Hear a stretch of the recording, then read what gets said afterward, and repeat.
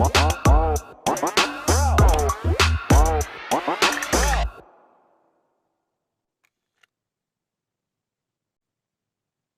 up, beautiful people? Welcome back to another episode of the BMR NBA show. My name is Junior Browne, and I'm joined, as always, by my homie, Jordan Sharp, here to break down these games and give you guys a little bit of insight before you go ahead and break those bookies. Some pretty quick, good action last night. My picks went one and one. The Hornets probably should have won that game, but no excuses. I had them on the money line. They actually made me feel like I was on the right side. Ended up losing in overtime. And the Bulls covered barely, you Bulls stands, but they did it, which is all that matters. They cashed me that ticket. How was your night, Jordan?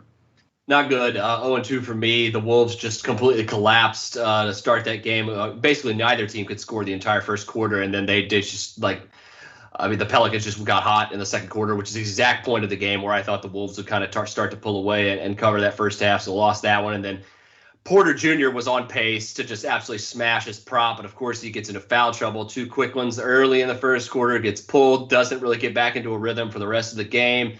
And of course they're already playing. They're playing as well tonight, so the coach is probably thinking, I don't need to overextend these guys anyway. So it was working against us just a little bit in that aspect. So lost a couple last night. No excuses though, like you said, got to get right back on the horse. Got to have a short memory in this game, whether you win or lose. That's why you don't see me on Twitter gloating when I have a great pick. Because I know stretches like this come too, man. You just got to get through it. You got to ride out the variance and try to beat them long term. That's exactly what we're going to try to do here tonight. Yeah, I mean, listen, it's a marathon, not a sprint. If you're getting excited because you had a couple good days, there's nothing wrong with that. But I see some people really act like that's the norm, like they do that every day. Those of us that do this for a living know that variance will catch up to your ass. Which is why you got to stay sharp and line shop. So enough about that. Let's get into today's slate and see if we can cash some tickets tonight. I love this first game, by the way. New York and Philly, probably a game of the night, probably an absolute barn burner. I wish I could bet it, though, because this is kind of like the feeling about it, having this one right, because like Joel Embiid and Andre Drummond both questionable. That's going to be terrible if neither one of them can play against this matchup tonight. If they can, though, however, this spread is exactly right. I feel like I keep staring at every legit option to try to bet this game because I do think kind of lean the Knicks on here, but I'm not quite ready to crown the Knicks as back just yet, as all my brethren from the New York and greater tri-state area are. As one of them told me the other day, New York is the Knicks town. And if you're from New York, and you probably know this, that regardless of the Nets doing, the Yankees are like the Dallas Cowboys of baseball. If the Knicks are good, this city is hyped, as you saw from that very viral video from their opening night in MSG. So, I mean, for me, I think that energy is going to carry over here, and you got a team coming in that's very much still kind of in flux a little bit and with some injuries here in this one. So, like I said, lean Knicks, but hard for me to get involved when the best player on the floor is questionable officially in the injury report. And secondly, even if Embiid is healthy and does play in this game, which I think he will, still going to be really close. Still going to come down to one or two possessions, in my opinion. No team is going to really pull away down the end of this one. They're so evenly matched. They match up well against one another. They're both very good and probably more so, have their calling card and hang their hat on the defensive side of the basketball. Just a lot more intrigue in this one just to watch and see kind of how it goes out versus trying to bet this one and figure out which team's going to cover. Yeah, I don't have too much to say about this game. I will touch on something you said. I think it's hilarious that Knicks fans get this excited about literally anything. I'm almost embarrassed for them, to be honest with you, for such a proud franchise. Their times have been so tough that anything that looks like success is a reason for them to go wild. So that's its own story. As for this game, I'm just going to keep it very simple. If Joel Embiid's questionable, my interest in betting the Sixers is out the goddamn window. If he's not involved, I'm not involved. And as for the Knicks, listen, they've only played two teams. They played Boston once, Orlando twice. They look pretty bad in their last game, which is probably closer to who they are. Not to say that they are bad. Just they look so good offensively in the first two games. They put up a $138 and a $121. That's not who they are. They're hitting threes at a ridiculous rate, too, in the first couple of games. That's not who they are. So until I see more of a sample size for the Knicks and I start to figure out their rotation, because I'm going to tell you right now, the fact that Kemba Walker is not playing well, that's going to come back to bite them in the ass. They're getting away with that now. But they need him to step way up before I can believe that they are who we're seeing right now. So it's a pass for me. Let's go on to the next game. That would be Warriors and the Thunder. I do not have a play on this game either, so I'm just going to keep it quick. The reason I don't have a play on this game is very simple. I don't see an advantage. 8.5 points. It's a lot of points on the road. I'm sorry. I know the Warriors look like a good team right now, but the Thunder always play hard. The Thunder are going to play hard at home. If you're taking 8.5, you're essentially saying it's a double-digit win. The Warriors probably win this game, most likely win this game, but I'm not going to just go ahead and disrespect the Thunder, not on their home court, not after the amount of times I did it last year and literally got bit in the ass like 99 times out of 100 when I would underestimate them at home. I'm not doing that here. It's actually Thunder or nothing, which means for me, it's nothing. It's definitely one of those games where you look at, and I think you could probably make the argument more so for the Golden State Warriors here because of how they've looked and how good they are.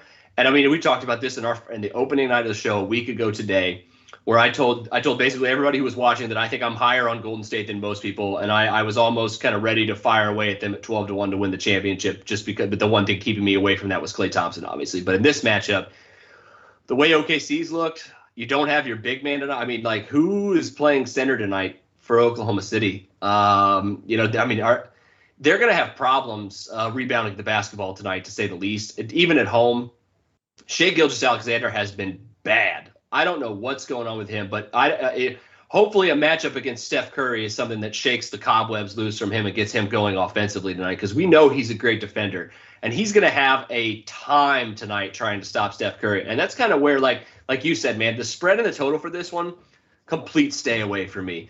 Prop-wise, I may try to fade both those guys tonight, Curry and Shai, because they may just wear each other out just trying to guard the other one. Steph Curry has a prop total of 32 tonight, and that's a tough matchup against the Thunder and a pace-down matchup. They're going to try to slow the Golden State. The only chance Oklahoma City has tonight is if they slow this game down to a crawl and are actually able to slow down the wing players of the Warriors, which I think they have the capability of doing. That's where they're strongest 1 through 3.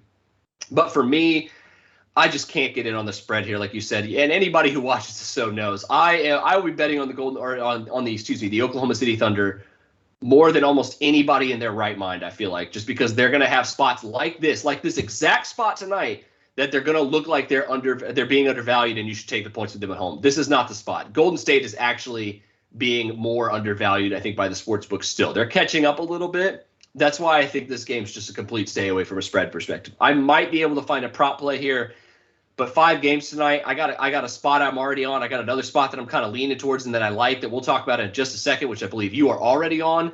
So for me, I think it's going to be a stay away too. But if I did, I'd probably try to either fade Gilgeous-Alexander or Curry tonight, one or the other. Yeah, I mean, listen, Oklahoma City right now is 29th in offensive efficiency and 29th in defensive efficiency. So it's just a complete stay away from me. And the reason being, like I mentioned, as good as Golden State looks, I'm not blindly betting these ridiculously big spreads. It's just I'm taking the points or I'm just staying away from it. And point blank, period. And an example of that, I'm not just talking shit. The next game that we're about to go to right now, Rockets versus Mavs, I got Rockets plus 10.5. And again, it's pretty simple to me. Are the Rockets a good team? Clearly not. Are the Mavs a good team? Maybe. I don't know that for sure. I could tell you that they don't convince me. And I will say that one thing I like about the Rockets is their athletes. If there's anything that you can say about the Rockets, they have athletes, and they're going to get out and run some more. They're going to try and play above the rim. They're an exciting team, and I think that, and people are not going to like this pick. I get that. I'm not stupid. I love it, by the way. Yeah, when I look at Dallas, I'm going to tell you what I see as their biggest weaknesses, because I've watched all of their games now in their entirety. They don't really get back on defense.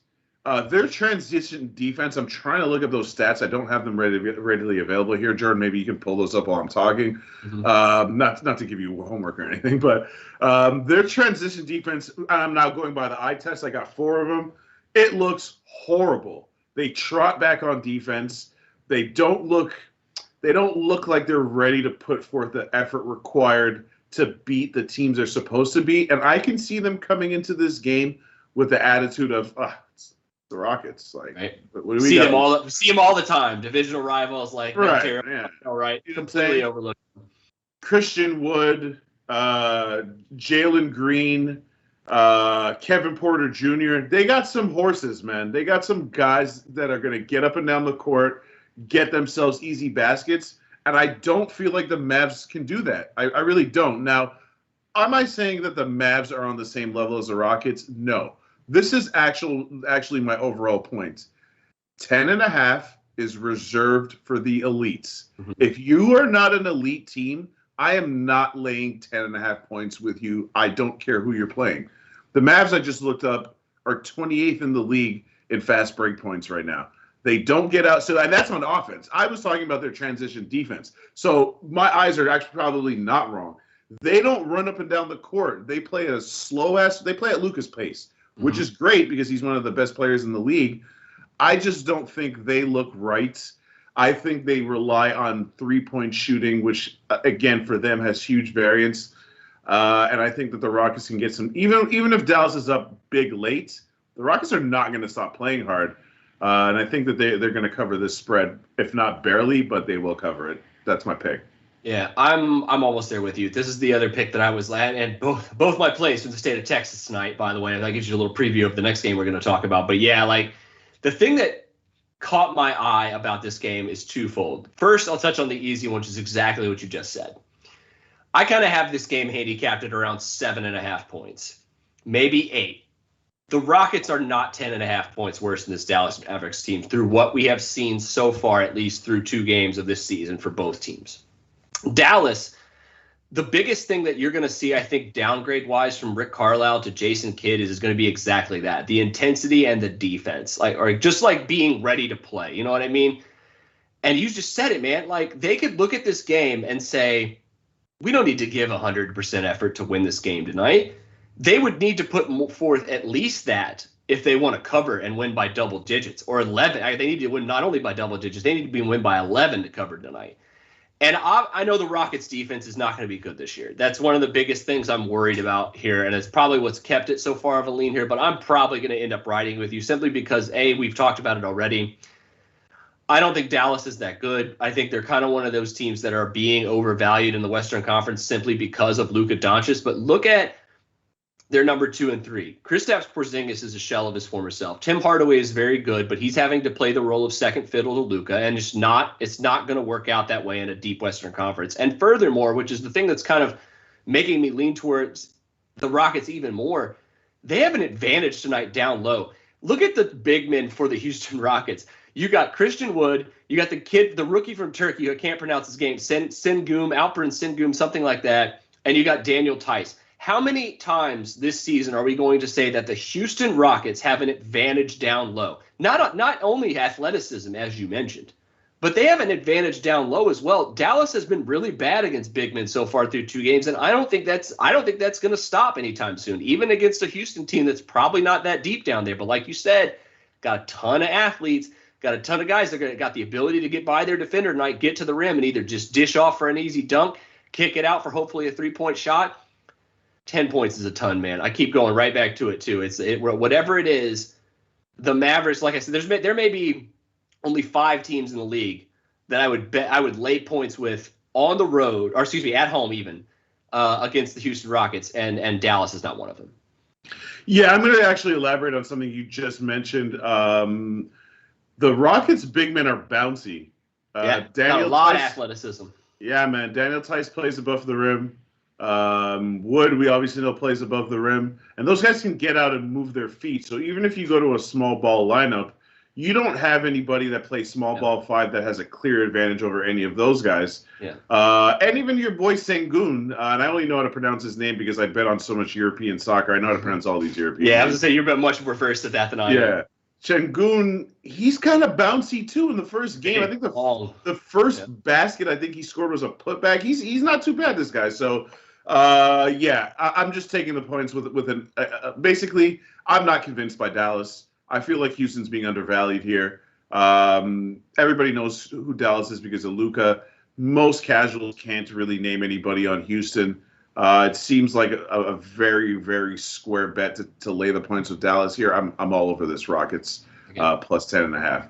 I'll let you lead us on into the next one, Lakers versus Spurs. What you got, buddy?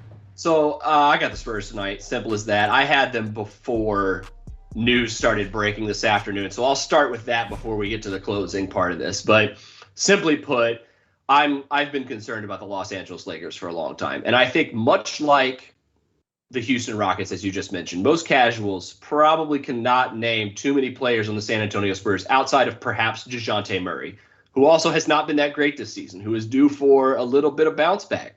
And tonight would be the perfect opportunity to do that. And as well as the other young guys on this roster that are incredibly talented. I have a futures bet on Keldon Johnson for most improved player this year. I'm feeling pretty good about that so far. Derek White has the ability to go for 20 any night. They have like 7 guys that score double figures. Like, how do you stop that as the Los Angeles Lakers team when you're older and a little slower and a little bigger, facing a team that is younger and has a lot better, a lot more depth, at least young depth, and has the ability to kind of switching guys in and out and have more athleticism than you? I'm going to take the home team taking points. And then it just got even better an hour ago when LeBron James got downgraded to questionable. He was initially probable in the injury report after the ankle issue. Now he's questionable. I can tell you from experience that anytime a guy gets downgraded, that's almost like a betting favorite of saying he's going to be out tonight. You don't just get ruled probable and then initially get ruled questionable unless you have a real chance to miss. And that's probably due to those ankle injuries, which are synonymous with being able to play through them initially and then you sleep on it or don't elevate it or don't ice it as much, or just in general it's bad enough to where the next morning you wake up and it's like twice the size it was the day before. Good chance he misses this one. The problem now that we run into, though, is that I got a good value at 4.5 already. Then the line just started steaming all of a sudden when the LeBron James news. Now you're seeing 2.5s and 3s. The problem is taking those points. What if he plays tonight? Well, you're going to get a better number if you wait. So I would advise everybody who has not yet bet this game to kind of wait and feel out the LeBron James news, because 3 is still going to be a pretty good value on the Spurs if LeBron doesn't play tonight. I think this. I think we might have lost Jordan for a second, so I'll just pick up where he left off. No, we lost you. No, we lost you for a second. Go ahead and finish your thought. I just have a lot of confidence in the Spurs and obviously how well they're coached, and I don't have a lot of confidence in the Lakers right now. Yeah, I mean, I don't really have much to add to that. I had the Lakers first half without knowing that LeBron was questionable, and I based that simply on the fact that LeBron is a very smart individual.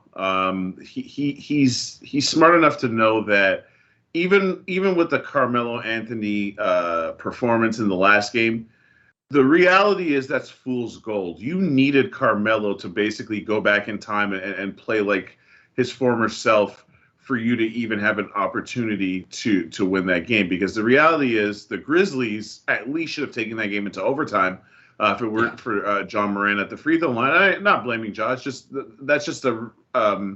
That's more of an indictment against the Lakers. Like, they needed everything to go right for them to win that game against a team that they're supposed to be able to handle. So nothing has looked right for the Lakers. Russell Westbrook looks completely lost, in my opinion. I don't even see – listen, if someone says to me they trade Russell Westbrook at the deadline, would you be shocked by that? I know it's kind of early to be saying that, but unless they make some major philosophical changes as to how they run their offense, or they stagger LeBron and Westbrook's minutes, a LeBron-Westbrook lineup doesn't work because it's two guys that need the ball in their hands to be effective. Westbrook is the literal opposite of an off-the-ball player. Klay Thompson is an off-the-ball player. Even Steph Curry can be an off-the-ball player because he moves without the ball. Yo, watch Russell Westbrook when he doesn't have the ball. He might as well just put his hands on his hips or start sipping a drink because he is completely useless. He does not move without the ball. So until he changes the way, and I don't mean to go on a rant, this is what I mean. This is the overall point I'm trying to make. when James Harden was on Oklahoma City and he had to play with Russell Westbrook, so he was like the sixth man of the year coming off the bench and made the finals. If you actually were watching basketball back then and you saw James Harden before he became what the guy is you know today, James Harden's off the ball movement was elite. He was always cutting to the basket. He was always relocating. He was always putting himself in the best position to help out his teammates. Then watch Russell Westbrook off the ball, and you'll see the complete opposite of that, which makes your team worse. The defenders are not working. Instead, they're stuck in help, or not stuck in help, but they're basically daring Westbrook to shoot. So they're at least a whole man and a half away from him, standing in the lane, clogging the lane, and stopping LeBron from being able to drive to the basket. It's not good. It's not good. On top of that, who the hell are their shooters? Carmelo Anthony can make shots, but is that the person that you're going to rely on to be your shooter for an 82-game season and in the playoffs? Something needs to change there. I don't know what it is because I hate the Lakers, so I actually like that they look bad. But just from a neutral standpoint, they are not a bet-on team at all. I was betting more so the narrative tonight, but even that seems to be out the window, so take that for whatever you will. I'll just move on to the last game, which is actually a pretty interesting game. The two teams that I think are probably the two best in the West right now, Denver Nuggets, playing in a back-to-back situation, which is a bit rough for them. Headed to Utah to play the Jazz. I won't even say playing at altitude because Denver's home court is on altitude, so I don't see why that would bother them. Maybe it might affect them in a back-to-back situation, but again, it seems like a pretty piss-poor excuse for a team that trains and plays their home games at altitude also. As for this specific matchup, 7.5 points for Utah. That's a lot, bro. Like, I know that Denver's playing in a back-to-back situation, but we know very well that Denver can look like one of the worst teams in the league one night and then literally come back the next day and blow a team out, or vice versa, where they look incredible and the next night get blown out. I don't want to make too much of them losing their last game, even though it's a bad loss. I think they're going to bounce back. I think they're going to be up for this game. It's a game against a team that they have no fear of. I think Jokic has a favorable matchup, and he'll be able to keep Gobert out of the paint. Free up driving lanes for his homies. I think Michael Porter Jr. bounces back. Yeah. I'm taking the 7.5 points all day, all night with Denver in this spot. What are your thoughts, Jordan? I actually kind of like that. I initially kind of looked at it and I was like, the back-to-back scares me a little bit too much. But we are early enough in the season where I don't think that matters, like you said, especially with both teams play very, very high up in the mountains. And another thing, like you just mentioned, I'd like to touch on is last night they probably just were looking at that game and said, we don't need to get up for this game, much like the Dallas, Mavericks could do tonight. And you see what happens when you're 10.5-point favorites and then you just don't, you don't come to play. A team is going to beat you. They're going to beat you pretty easily too. This is the NBA. Like we like to, we like to talk trash on the show. We like to have fun, but right. Like anybody could beat anybody on any given night. And so like if last night wasn't a complete update to that rule, tonight could be too. Because I could see the Denver Nuggets coming back and say, having a huge bounce back, and actually getting up for this game because it is against a team that's another fellow playoff team. I will say this: we are almost undefeated on this show of talking trash about somebody, and then they just come out and either have a good game or have some like amazing moment. Lauri Markkanen absolutely baptized Nikola Jokic last night. I just had to mention that at least once before we move on to our picks. That was early candidate for dunk of the year. I know Jalen Green's had some, almost like just monster ones. Like there have been some good ones so far through 4 or 5 games. But Jordan, how does Lauri Markkanen have a dunk of the year candidate a week through the season, dude? Like how is that even possible? What world, what dimension are we living in right now to where that happened last night? And he went coast to coast doing it. Yeah, he did. He looked real good doing it too. Yeah, I will say that just to expand on that point. Yesterday, again, I was saying Jaylen Browne is probably questionable, and he baptized Miles Bridges. Did you see his dunk on Miles Bridges? Yeah, I did, yeah. Yoked it on Miles Bridges. So, and who else? There's a lot of people got dunked on last night. Yeah. Anthony Edwards. There was like 8 of them. I saw a video of them. There were 7 or 8 that was just bad. Like that looked like crazy. Nasty. Yeah. So, I mean, welcome to the NBA, folks, if you're new to this, because that's like half the fun right there is just watching guys get, like you said, just gets yeeted on and just complete domination. That's a lot of fun, too. But for me, I I got to wrap up with this game just simply by saying I'm not ready to disrespect and fade the Jazz just yet. You know me, man. We talked about this a lot last year. I was always kind of like, I'm not a big fan of the Jazz. I feel like this year things are just a little bit different because they've had the opportunity to play together now for so long. They have a lot more cohesion than a lot of these other teams. But that being said, Denver is deep and Denver is good. And even without Jamal Murray, they're a dangerous basketball team. And I think, like you said, it's tempting. I don't think I'm going to get there, but it's tempting to kind of bet on them to bounce back tonight a little bit against this Utah team that, like you and I said, they're a little overvalued at times. This may be one of those nights too where three possessions is a lot against the fellow playoff team. Even that playoff team having to play last night at home and having to travel. Yeah, listen, I literally just finished saying 8.5, 9, 10, 11 points, whatever. That's for the elites. Well, 7.5 against another team that is basically what? If the Jazz are a 1 seed, the Nuggets are no worse than a 4 seed. 7.5 points is way too many. I get the back-to-back thing and all that, but it's still pretty early in the season. I mean, they've only played like 3 games, and the games are not piled up on top of each other, kind of like they were last year. They've had a pretty good amount of rest. Yeah, they're playing in a back-to-back situation, but they were off for a couple of days before that. And I think that unless they want to hear Mike Malone do that thing where he starts calling them soft and a bunch of this and a bunch of that, they better bounce back tonight, or else one of those is going to be around the corner. And I really think practice. There's going to be some running in practice, yeah. But yeah, no. Listen, I think Denver's just as good as Utah. If you're going to spot me 7.5 points, I'm taking that every time. So it's just as simple as that for me. Let's go through the rundown just so we can recap our picks real quick, and then get you guys on out of here so you can enjoy the rest of your day. Me personally, I have got Houston plus 10.5. Lakers first half, Denver plus 7.5. And that Lakers spread actually should say, I know the line is down, but I took it at 1.5 is what I got it at. I would not suggest tailing that because, again, or at least until you know that LeBron is good to go. Jordan, what you got? Yeah, only play for me tonight is Spurs 4.5. Locked it in this morning about an hour before the LeBron news broke.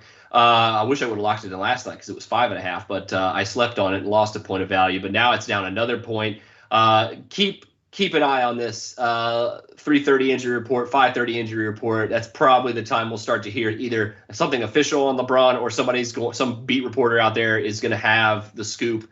I would definitely take still 3.5 points or even 2.5. I think I see at some shops now for the Spurs without LeBron tonight. I'm a believer. Let's go Spurs, go. I'm going to say something that you're not going to like, but I could see the Lakers, because LeBron is not there and they don't have that shadow kind of hanging over them, like guys like Westbrook playing a little bit more loose, actually. That's true. That does concern me a little bit. Yeah, I would be concerned about that too, but that's it for us today. That could be good for your first half bet, though, for real. That could work out well for both of us, actually. Yeah, I'm kind of punting on that bet. I'm so annoyed that I didn't see the LeBron news, if I'm going to be honest. But that's the show for today. That's fine. Make sure, as usual, check us out on bookmakerreview.com. My articles, Jordan's articles, all our sharp guys, all the sports you need. We got you. We'll hold you down. We'll never do you wrong. Please make sure to like this video. Please make sure to share this video and subscribe so you don't miss anything. My name is Junior Browne. As usual, got the homie Jordan Sharp giving you the fire picks. Same time, same place tomorrow. Have a good one, fellas. And ladies.